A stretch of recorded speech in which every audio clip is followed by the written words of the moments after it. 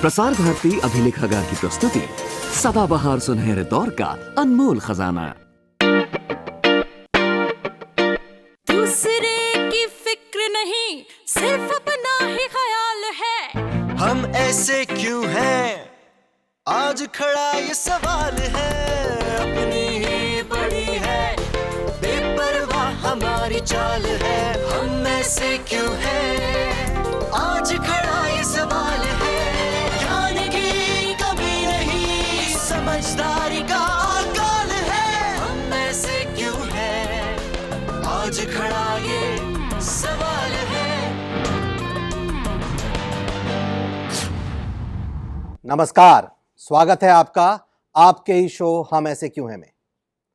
आज हमारे साथ दो नए खास मेहमान और एक नया खास मुद्दा है कि क्या हम कुछ भाषाओं की तरफ पक्षपाती रवैया रखते हैं और कुछ भाषाओं की तरफ निष्पक्षता का, कुछ को नज़रअंदाज करते हैं।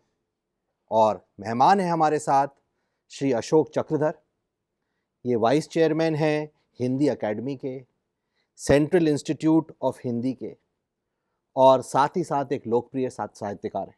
साथ में है हमारे मिस्टर राहुल देव, ये द्विभाषीय पत्रकार हैं, जाने माने पत्रकार हैं, पहचाने चेहरे हैं, और ये आज समाज के प्रधान संपादक हैं। आप दोनों का स्वागत है। और साथ में मेरे साथ जुड़ी है ऑडियंस हिंदी राजभाषा विभाग से, आपका भी स्वागत है। कोई भी व्यक्ति कितनी भाषाएं सीख सकता है, यहाँ से शुरुआत करना चाहता हूँ। सामान्य रूप से 3 भाषाएं तो हर व्यक्ति सीख सकता है। एक वो जो माँ की गोदी से मिलती है, दूसरी वो जो उसको उसके विद्यालय से मिलती है, तीसरी वो जो उसको अपने रोज़गार के लिए, अपने जीवन के लिए, अपने विकास के लिए उपयोगी लगती है। और यदि अपने जीवन विकास के लिए और ज़्यादा उपयोगितावादी दृष्टिकोण हो तो वो 3 से ज़्यादा भाषाएं सीख सकता है। नटवरलाल को 16 आती थी, चार्ल्स शोभराज 16 भाषाएं आती थी, और चार्ल्स शोभराज को भी उसका व्यापक नेटवर्क था तो उसको भी 10-15 भाषाएं आती थी। यहाँ तक कि हमारे नरसिंह राव साहब को भी 10 से ज़्यादा भाषाएं आती थीं। उनको इसलिए आती थीं क्योंकि वे विदेश मंत्री थे, देशांतर में घूमते थे और हर भाषा की शुद्धता का आग्रह उनके पास रहता था। लेकिन 3 भाषाएं तो हर कोई सीख ही सकता है, ऐसा मेरा मानना है। मुझे लगता है कि कोई सीमा नहीं है। सीमा सिर्फ एक ही बात की कि आप में कितनी भाषाओं को सीखने की इच्छा है और उसमें कितना आप श्रम उसके लिए करने को तैयार हैं, कितनी मेहनत करने को तैयार हैं। क्योंकि मनुष्य प्रकृति से बहुभाषी है। तो हम जब जिस उम्र में जो भाषा सीखना चाहें दुनिया की, वो हम सीख सकते हैं, बशर्ते उसके लिए ज़रूरी समय, श्रम और ध्यान हम उसको लगाएं। इसलिए देखिए, पवन जी का सवाल था, वो था कि आम तौर से, मैं खास तौर से तो अनंत संभावना है। बहुत आम आप तौर मुंबई से में जाएंगे अशोक जी, तो वहाँ देखिए, वहाँ पे आम तौर पे एक मुंबई के आम नागरिक को 3 से 4 या 5 भाषाएं आती हैं। तो ये निर्भर करता है कि हम कहाँ हैं, किस परिस्थिति में हैं। अगर हम 3 या उससे ज़्यादा भाषाएं सीख सकते हैं तो हम भारतीयों जो लोग हैं, हम में किन्हीं भाषाओं की तरफ कुछ पक्षपाती रवैया है क्या, और किसी और भाषा को क्या हम नज़रअंदाज करते हैं? पहले तो मैं आपको बधाई देता हूँ कि आपने ये सवाल उठाया, क्योंकि भाषा का सवाल आजकल ऐसा है जिसको उठाने से लोग हिचकते हैं, उसको उठाने लायक भी नहीं मानते बहुत ज़्यादा, क्योंकि पूरे देश ने मान लिया है कि भारत को अगर महाशक्ति बनना है तो अंग्रेज़ी अपना लो, गुट्टी में पिला दो बच्चों को, भारत महाशक्ति बन जाएगा। तो पूरा देश इस समय अंग्रेज़ी के पक्ष में इतना ज़्यादा झुका हुआ है कि वो अपना आपा खो बैठा है, संतुलन खो बैठा है और अपना विवेक भी खो बैठा है। सारी भारतीय भाषाओं को किसी न किसी रूप में और कम या ज़्यादा हद तक उठाना पड़ रहा है, भुगतना पड़ रहा है, और सबको, यानी भारतीय भाषाओं के खिलाफ एक माहौल है और अंग्रेज़ी के पक्ष में एक आम भारतीय आज पाया जाता है। ऐसा लगता है आपको अशोक जी कि भारतीय भाषाओं के खिलाफ एक नहीं, मुझे बिल्कुल ऐसा नहीं लगता। कौन अपनी मातृभाषा के खिलाफ हो सकता है? जो माँ की गोदी में उसने पाई है, उस भाषा के खिलाफ कैसे हो सकता है? खिलाफ नहीं हो सकता, कभी नहीं हो सकता। हाँ, अपने हितों के लिए, अपनी पेट के लिए, अपने रोज़गार के लिए और अपने दूसरे अन्य कारणों से अपने सामाजिक स्तर को ऊंचा उठा हुआ दिखाने के लिए वो ये भ्रम पाल सकता है कि अंग्रेज़ी उसके स्तर को बढ़ा रही है। लेकिन मैं बिल्कुल नहीं मानता हूँ इस बात को कि हमारी भाषाएं किसी भी प्रकार से घाटे में हैं। नुकसान और फ़ायदा एक अलग चीज़ है और उसके अलग अलग मानक होते हैं। हमारी हिंदी हम उसकी महत्ता कितनी मानते हैं और सामाजिक स्तर पर अगर हम हिंदी बोलते हुए पाए जाते हैं तो हमें कितना सुसभ्य और कितना श्रेष्ठ माना जाता है, ये एक सवाल हो सकता है। अंग्रेज़ी बोलने से आप कोई बहुत ऊंचे हो जाएंगे, ये अब से 10-15 साल पहले तक तो था। अब ये समय आ गया है जब आप अंग्रेज़ी भी जानते हैं, हिंदी भी जानते हैं। उस आदमी का सर्वाधिक मूल्य है जो अच्छी हिंदी जानता है और अच्छी अंग्रेज़ी जानता है। और इस सब में हम ये माने कि कोई संकट है और ऐसा संकट है कि हमारी भाषाएं लुप्त हो जाएंगी, समाप्त हो जाएंगी, नहीं होंगी, ऐसा मेरा ये मानना एक बात अशोक जी ने सही कही और मैंने गलत कही थी कि आम भारतीय के मन में अपनी भाषाओं के खिलाफ एक माहौल है। खिलाफ वो सचेतन रूप से नहीं है, सचेतन रूप से नहीं, इसलिए ये मैं मान लेता हूँ कि गलती, लेकिन अचेतन रूप से बिना सोचे समझे बिना अपने ही भाषा व्यवहार को और अपनी बदलते भाषा व्यवहार को एक आलोचक तटस्थ दृष्टि से देखे, वो धीरे धीरे अपनी भाषाओं से दूर होता हुआ अंग्रेजी की ओर जा रहा है। और हमारे साथ अभी तो लोग भी बैठे हैं, अभी इनसे ही बातचीत करेंगे तो अभी इनके सामने सिद्ध हो जाएगा ये, हमारे आपके जीवन में ये सिद्ध हो सकता है। समस्या ये है कि भाषा हम सब के लिए इतनी सहज चीज़ है, बोलना, पढ़ना या लिखना, कि हमको अक्सर हम उसके प्रति थोड़े असावधान हो जाते हैं और हमें पता ही नहीं चलता कि कब हमारी भाषा बदल गई, एक शब्द हमारी भाषा से निकल गया, हमारी ज़िंदगी से निकल गया और एक दूसरा शब्द आ गया। हमको पता नहीं चला, हम सचेत रूप से भाषा का इस्तेमाल कम करते हैं। इसके कारण धीरे धीरे जैसे हमारे सब कुछ बदल रहा है, हम सबकी भाषा, हमारी सोच, हमारी मानसिकता, जीवन शैलियाँ, स्वाद, संवेदनशीलताएँ, बहुत चीज़ें बदल रही हैं, सपने बदल रहे हैं। कुछ के प्रति हम सचेत होते हैं, कुछ के प्रति लगभग अचेत होते हैं। भाषा इन अचेत रूप से बदलने वाली चीज़ों में से। आज पूरा देश, इस देश का एक एक गांव अपने लिए और अपने बच्चों के लिए खास तौर पे अंग्रेज़ी शिक्षा और अंग्रेज़ी मांग रहा है। एक एक गांव, एक भी गांव इस देश में ऐसा नहीं होगा जिससे अगर आप विकल्प देंगे वो ये कहेगा कि नहीं, मैं अपने बच्चे को कन्नड़ में या मराठी में या बंगला में पढ़ाना चाहता हूँ, अंग्रेज़ी में नहीं। वह सब, हर एक गाँव आज अपने बच्चों को अंग्रेज़ी में पढ़ाना चाहता है। अब आप सोचिए कि ये जो अधकचरी अंग्रेज़ी में पढ़कर गाँवों में, कस्बों में, छोटे शहरों में, बड़े शहरों में जो पीढ़ी बड़ी होगी, वो क्या अपनी भाषाओं की होगी? क्या अपनी भाषाओं के प्रति लगाव, उनके लिए मन में सम्मान और उनका अभ्यास उसका वैसे ही होगा? मुझे लगता है कि जो आज हमें संकट भले ही ना दिख रहा हो, क्योंकि हमारे आपके लिए हिंदी बहुत सहज है, लेकिन हमारे बच्चे, मेरे बच्चे हिंदी के पाठक उतने नहीं हैं जितने अंग्रेजी के। आपके बच्चों की मैं नहीं जानता। हम यहीं पे अभी लोग, हमारे मित्र बैठे, इन सब के एक सर्वेक्षण कर लीजिए कि इनमें से कितनों के बच्चे सहज रूप से प्रथम भाषा के रूप में हिंदी के पाठक हैं। अभी आपको भाषाओं का, कम से कम हिंदी का भविष्य पता चल जाएगा। आप थोड़ी सी अगर इंटरनेट पे सर्च करें, मैं तो सब दूसरी भाषाओं के मित्रों से भी पूछता हूँ, उन सबके यही हो रहा है। बांग्ला में ये हो रहा है, मराठी में ये हो रहा है, कन्नड़ में ये हो रहा है। तो आज की जो मराठी, कन्नड़, बांग्ला, हिंदी भाषी, पंजाबी भाषी पीढ़ी है, उसके बाद की उनके बच्चों की पीढ़ी उन भाषाओं की उतनी नहीं है। वो समझती है, बोलती है उन भाषाओं को, लेकिन उसको न तो पढ़ने का अभ्यास उतना ज़्यादा हो रहा है और लिखने का अभ्यास उससे भी कम हो रहा है। तो इसी चीज़ को मैं थोड़ा आगे बढ़ा के देखता हूँ भविष्य की ओर, तो मुझे दिखता है कि एक पीढ़ी शायद ऐसी आएगी 20, 25, 30 सालों बाद, जिसको अपनी अपनी भाषाओं में पढ़ने और लिखने दोनों का अभ्यास अंग्रेजी की तुलना में बेहद कम होगा। आपने कुछ अच्छे पॉइंट्स रखे, लेकिन मैं अशोक जी से भी उनकी मैं- टिप्पणी चाहूँगा। उससे पहले हाँ। मैं कुछ बाइट्स दिखा दूं। इसमें कोई दो राय नहीं कि हिंदी हमारे लोकतंत्र की रीढ़ है और हमारे सामाजिक और आर्थिक उत्थान के लिए एक माध्यम है, संप्रेषण का आवश्यक माध्यम है, जो कल्याणकारी कार्यक्रमों को देश के दूरस्थ क्षेत्रों तक पहुंचाने में सहायता देती है। ये हमारी संस्कृति, सभ्यता की संवाहिनी है। उपनिवेशवाद के लंबे इतिहास के कारण अंग्रेज़ी का बोलबाला काफ़ी रहा है और अभी भी जो स्थिति है वैश्वीकरण के कारण अंग्रेज़ी का बाहुल्य है, परंतु ज़रूरत इस बात की है कि हम द्विभाषीय और बहुभाषीय अवश्य बने, परंतु हिंदी का तिरस्कार ना करें, हिंदी की उपेक्षा ना करें, हिंदी को सम्मान दें, हिंदी को प्रयोग में लाएं और गर्व और अपनत्व के साथ प्रयोग में लाएं, ना कि हीन भावना के साथ। मुख्यतः हिंदी के प्रचार प्रसार के लिए देश भर में एक अभियान चलाया जाए और जन जन को संवेदनशील किया जाए इसके प्रति कि संविधान ने हमें हिंदी को लेकर क्या दायित्व दिए हैं और हिंदी में काम करना कितना सरल और सहज है। ऐतिहासिक तौर पर अभी तक जो सरकारी भाषा है, कामकाज की सरकारी भाषा, वो काफ़ी कठिन और क्लिष्ट चली आ रही है।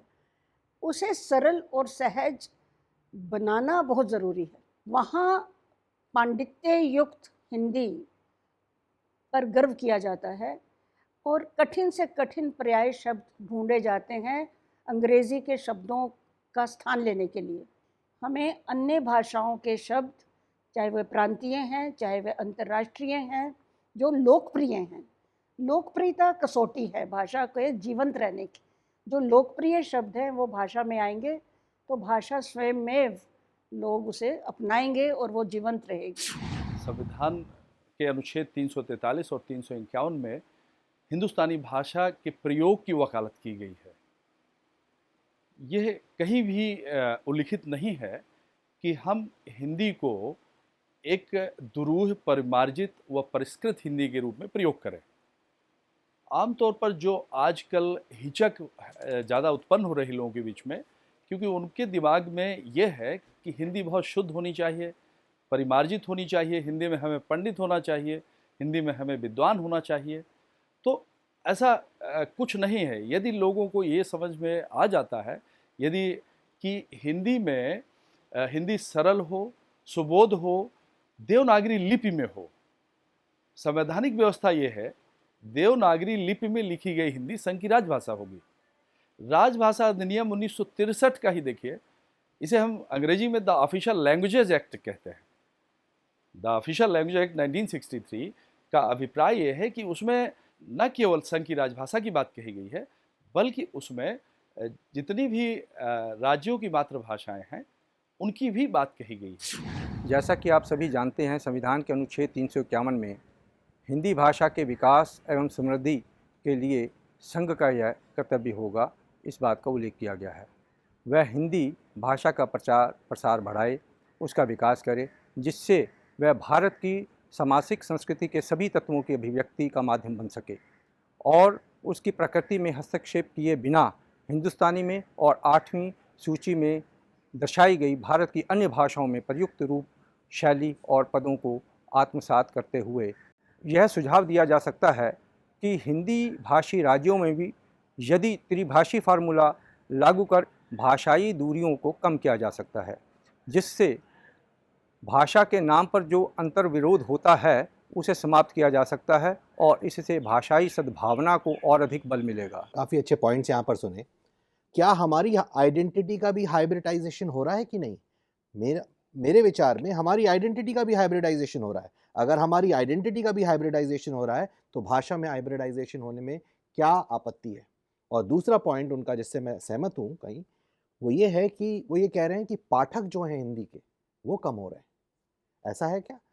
कल का किसको क्या भरोसा, संकट किस प्रकार के नए होंगे, सावधानियां हटी, दुर्घटनाएं घटी, क्या होगा। हम अभी से इतने भविष्यवादी, हम ज्योतिषी नहीं हैं, लेकिन हम इतना जानते हैं कि जब सब तरफ बदलाव है तो भाषा में भी बदलाव आएगा। तो अब इससे जो भाषा का शुद्धतावादी है उसको तो क्रुद्धतावादी होने का मन करेगा। तो भाषाओं में ऐसे लोग जो सभी भाषाओं को उनकी शुद्धता के साथ बोल सकते हैं, दुर्लभ प्रजाति में हैं, वो बहुत कम पाए जाते हैं।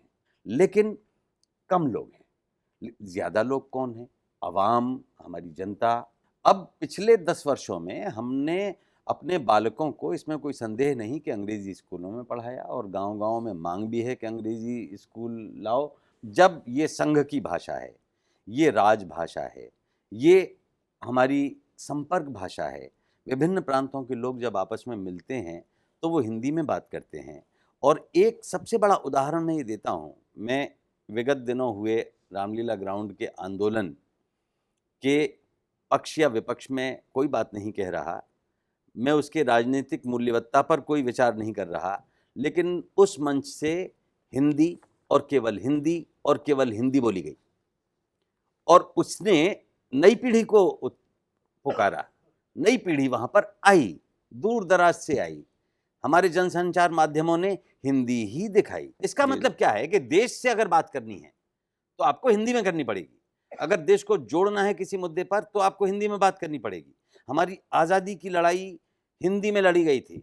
गुजरात के महात्मा गांधी हों, बंगाल के सुभाष चंद्र बोस हों, उसमें मैं नहीं जाना चाहता इतिहास पे बात करूं, आप सब विज्ञ लोग हैं, लेकिन हिंदी ने एक धागे में सबको बांधा था। तो क्या कल नहीं बांधेगी, परसों नहीं बांधेगी? क्या अंग्रेजी अपनी खिचड़ी इस तरह रांधेगी कि हम भुक्के रह जाएंगे और हमारा चूल्हा सुलगेगा ही नहीं? अरे हमारी लोक भाषाओं के शब्द हैं। हम परस्पर, कोई महुआ चैनल आ रहा है, कोई भोजपुरी चैनल आ रहा है, ये नए नए चैनल भाषाओं के आदान प्रदान की प्रक्रिया को संपन्न कर रहे हैं। तो कृपया शुद्धतावादी दृष्टिकोण से अब हमें थोड़ा सा परहेज करना पड़ेगा और हमें उन लोगों को हृदय से स्वीकार करना पड़ेगा जो अपनी हिंदी में इतर भाषाओं के शब्द कभी कभी जाने अनजाने, बहुत अच्छी बात कही, अचेतन मन से, सचेत होकर नहीं। हम भाषा का व्यवहार सचेत होकर नहीं कर रहे हैं, मैं राहुल जी से सहमत हूं, लेकिन सचेत होकर हम अपने रोजगार की बात करते हैं, सचेत होकर हम अपने पेट की बात करते हैं, सचेत होकर हम अपने स्वास्थ्य की बात करते हैं। भाषा संप्रेषण का माध्यम है। उस समय जो भी शब्द, जिस भी भाषा का शब्द, जैसा भी शब्द हमारे शब्द भंडार से निकलकर हमारे मस्तिष्क में आता है वो तत्काल बोल दिया जाता है। जो पीढ़ी बचपन से जिस मातृभाषा में पढ़ती है और जिस भाषा के वातावरण में बड़ी होती है वो उसी भाषा की हो जाती है। भाषा को केवल हम अगर संवाद का उपकरण मानेंगे तो ये बहुत बड़ी गलती कर रहे हैं। भाषा से हम समझ क्या रहे हैं? भाषा जैसे हमारे शरीर का निर्माण हमारी माँ के गर्भ ने किया है, वैसे ही हमारे अंतः शरीर का, हमारा जो भीतरी मैं है, उसको हमारी भाषा और हमारी भाषा से हमें जो कुछ मिलता है वो गढ़ता है। जब भाषा बदलती है तो हम बदल जाते हैं, भाषा से चेतना बदल जाती है, भाषा से दुनिया को देखने की निगाह बदल जाती है। हमारी भाषा में बदलाव जो आ रहा है, वो कह रहे हैं, आप कह रहे हैं कि हमारी जो पीढ़ी होगी ये कल इस भाषा की नहीं रहेगी। मैं ये कह रहा हूँ कि ये पीढ़ी जैसी है आज वैसी नहीं रहेगी, पीढ़ी में ही बदलाव आ रहा है। सारी दुनिया आज जैव विविधता को बचाने की कोशिश कर रही है, हम प्रकृति को बचाने की कोशिश कर रहे हैं। क्यों कर रहे हैं साहब? जो बदलाव आ रहा है उसको आने दीजिए, क्या समस्या है? जो अगली पीढ़ियां आएंगी, हमारे आज के बच्चों की पीढ़ी भी दिल्ली के प्रदूषित उसकी हवा में सांस लेने और जिंदा रहने के लिए आदी हो चुकी है। बीमारी होती है तो ठीक है, सभी को होती है, आगे और प्रदूषण बढ़ेगा तो उसकी भी शायद आदत पड़ जाएगी। तो हर परिवर्तन को आप ज्यों का त्यों स्वीकार कर लेने की अगर बात कर रहे हैं तो मुझे लग रहा है कि आप खुद ही उससे पीछे हो जाए। आप अगर विद्वानों को पढ़ लें, आप शिक्षाविदों को पढ़ें, अगर आप भाषाविदों को, दुनिया भर में किसी भी भाषा का शिक्षाविद हो और भाषाविद हो, उसको पढ़िए तो आपको बताएगा, मनोवैज्ञानिक भी आपको बताएंगे कि हमारी भाषा हमें गढ़ती भी है और हम अपनी भाषा को गढ़ते भी, हमें वो दिखाती भी है। और जब हमारी भाषा बदलती है, अगर भाषा प्रदूषित है या मिश्रित है तो हमारी सोच भी मिश्रित होती है। ये इतना सरल नहीं है। मनोविज्ञान और भाषा विदों का साइंस भी चेंज हो रहा है। हम ये एक अजीब बात है, ये बेईमानी है कहना कि साहब वायु में प्रदूषण हो रहा है, नदियों में, जल में प्रदूषण हो रहा है, मिट्टी में प्रदूषण हो रहा है, लेकिन भाषा में जो हो रहा है वो प्रदूषण नहीं है, वो केवल परिवर्तन है। ये बेईमानी है। अभी लेते हैं कुछ प्रश्न। हिंदी और इंग्लिश आज के युग में किस तरह एक साथ वो चल सकती है और हमारी सफलता की जो नदी है उसके दोनों तीर के रूप में, दोनों तट के रूप में वो काम कर सकती है? मेरा कहना है कि भारत को अंग्रेजी की ज़रूरत है। हम भाषाओं के एक नए सह अस्तित्व की मांग कर रहे हैं, मेरे जैसे लोग, मैं और मेरे बहुत सारे मित्र हैं, और हम यहाँ हिंदी की बात नहीं कर रहे हैं। दिक्कत है कि चूँकि हिंदी भाषी क्षेत्र में बैठे सब हिंदी पे आ गए तुरंत, हम सारी भारतीय भाषाओं की बात कर रहे हैं और मैं सारी भारतीय भाषाओं की बात कर रहा हूँ। आप अगर हमारे मित्र जो उन्होंने बहुत अच्छी बातें कही, हम सब एक गलती ये करते हैं कि जो अभी हमारे निजी अनुभव में आ रहा है, जो हमें दिख रहा है, हम उसी को मान लेते हैं कि वो कल भी रहेगा। लेकिन मैं आपसे कहता हूँ, आप अगर अपने घर में अपने बच्चे, आपके बच्चे अगर हों तो उन बच्चों की प्रथम भाषा, उनका भाषा व्यवहार देखिए और सोचिए कि आपके बच्चों की भाषा भी क्या उसी रूप में हिंदी होगी जैसी आपकी है और हमारी है। तो हम संकट आज का नहीं है, संकट आने वाले कल का संकट है। हम थोड़े भविष्य की बात कर रहे हैं और अशोक जी, भारत सरकार में एक विभाग है, भविष्य विज्ञान विभाग, फ्यूचरोलॉजी, और दुनिया में हर समझदार समाज और सरकार और व्यक्ति भी थोड़ा भविष्य की चिंता करता है। हम सब भी करते हैं। हम केवल अपने आज से ही संतुष्ट हो गए और उसी में प्रसन्न हो गए तो हम कल के लिए तैयार कैसे होंगे? इसलिए संकट है, उसको हम नकारने की बजाय अगर पहचानेंगे तो उस संकट को और उस हम भविष्य को बेहतर बना सकते हैं, संकट से निपट सकते हैं जी। लेकिन अगर हम संकट को मानने से इनकार करते हैं, मुझे कोई बीमारी ही नहीं है, तब तो फिर नहीं, राहुल जी, संकट है, मैं ये मानता हूँ, लेकिन संकट मोचन स्थितियाँ भी पैदा की जा सकती हैं। ऐसा भी हम अपने सोच में, हमारे भविष्य की हिंदी क्या होगी और हिंदी का भविष्य क्या होगा, मैं सिर्फ ये कहना चाहता हूँ कि मैं हर भाषा को प्यार करता हूँ, सिर्फ एक भाषा को नहीं। जो मातृभाषा मुझे मिली है, जिसकी जो माँ की गोदी में ब्रजभाषा बोलना मैंने सीखा, मथुरा का ब्रज अंचल का व्यक्ति हूँ, कोई मोते बात करे ब्रजभाषा में तो बहुत अच्छा लगे था, रोम रोम पुलकित है जाए मेरो, ऐसो मजा आवे कि क्या बताऊँ तुम्हें। तो हम जिस भाषा क्षेत्र में रहते हैं उसमें बोलने में सर्वाधिक आनंद आता है, ये आप जानते हैं। इश्क किसी भाषा से अनेक कारणों से हो सकता है, लेकिन सबसे बड़ी भाषा है प्रेम की भाषा, है ना। उस प्रेम को अगर अन्य भाषाओं से सींचा जाए, जो भारतीय भाषाएं हैं, हिंदी है, तब इस संकट को देखा जाए और ये भी देखा जाए कि क्या ये संकट है भी, और इस संकट के पैदा करने वाले कौन हैं। हम उन कारणों पे जाएं, तब कार्य देखें। हाँ, संकट है हमारी सरकारी नीतियों में दो प्रकार की मानसिकता का। संकट इसलिए है, भाषा वह महत्वपूर्ण होती है जो प्राथमिक स्तर से लेके उच्चतम स्तर तक, प्राथमिक शाला, फिर माध्यमिक शालाएं, मिडिल, उच्चतर माध्यमिक, फिर आपके स्नातक, स्नातकोत्तर और फिर अनुसंधान, अगर एक भाषा में इन सारे पड़ावों को पार करके जाते हैं तो भाषा समृद्ध होती है और उसमें हम विकास कर पाते हैं। कठिनाई ये हुई कि अनेक राज्यों में पहले तो हिंदी अनिवार्य थी, सभी राज्यों में विरोध हुआ, राजनीतिक कारणों से विरोध हुआ और कहा गया कि हिंदी को थोपा नहीं जाना चाहिए। जब से ये आरोप लगने लगे थोपा नहीं जाना चाहिए, अरे भैया प्यार से थाप दो, थोपो मत, किसी पे हम आरोपित नहीं करें। लेकिन कम से कम भारतीय भाषाओं को आमने सामने खड़ा नहीं करना चाहिए। हिंदी हमारे देश में सर्वाधिक लोगों द्वारा बोले जाने वाली संपर्क भाषा है। हिंदी एक ऐसी भाषा है जिसका स्वरूप बड़ा लचीला है। हिंदी एक ऐसी भाषा है जो सर्वाधिक वैज्ञानिक है। हिंदी एक ऐसी भाषा है जिसमें उच्चारण, ध्वन्यात्मकता और कंप्यूटर के लिए मुफीद होना उसके अंतर तत्वों में सन्निहित है। हिंदी एक ऐसी भाषा है जो निरंतर वैश्विक हो रही है। हिंदी एक ऐसी भाषा है जो 139 देशों में विश्वविद्यालयी स्तरों पर पढ़ाई सिखाई जा रही है। हिंदी एक ऐसी भाषा है जिसके सांस्कृतिक स्वरूप के कारण विदेशी आकृष्ट हो रहे हैं और आ रहे हैं। तो हम इसको एक बहुत बड़े खतरे के तौर पर, संकट के तौर पर न देखकर हमें सोचना चाहिए कि कैसे हम अपनी इस भाषा को और ज़्यादा आगे ले जाएं, कैसे हम उस हीन भावना को समाप्त करें जो अचानक अंग्रेजीदा संस्कृति ने हमारे नौजवानों और हमारे गरीब तबके में भर दी। अशोक जी, प्रश्न है कि हिंदी और अंग्रेजी का साथ साथ विकास कैसे किया जा सकता है?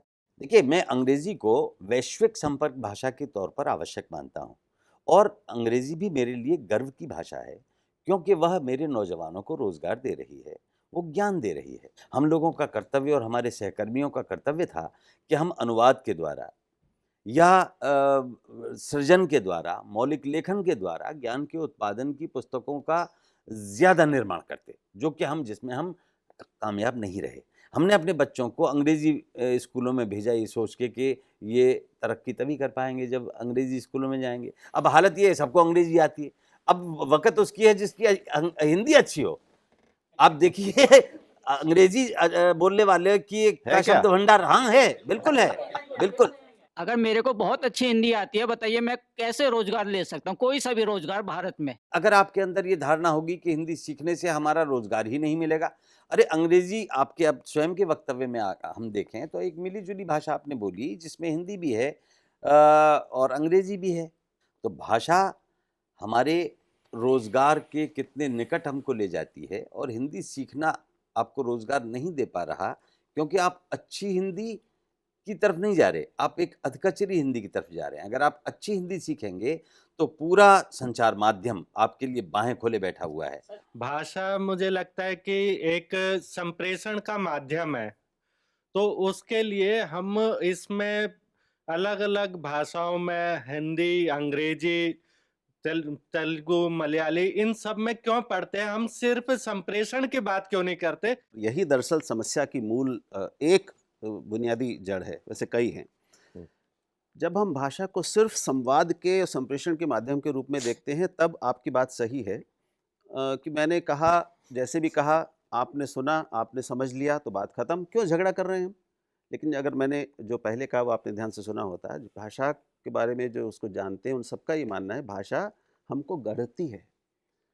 भाषा सिर्फ लेन देन का, भाषा एक उपकरण नहीं है। तो भाषा हमारा पूरा आंतरिक संसार रचती है। अगर हमारी भाषा बदल जाए बचपन से अब तक, तो हम पूरी तरह बदल जाएंगे अपनी खाल के रंग को छोड़ के।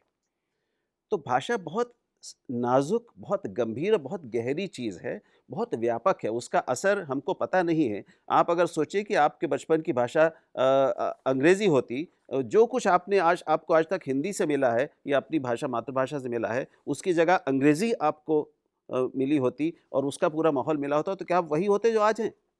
आप पूरी तरह कुछ और होते। तो संस्कार बदलते हैं। संस्कार में भाषा हटा दीजिए तो संस्कार बदल जाएंगे।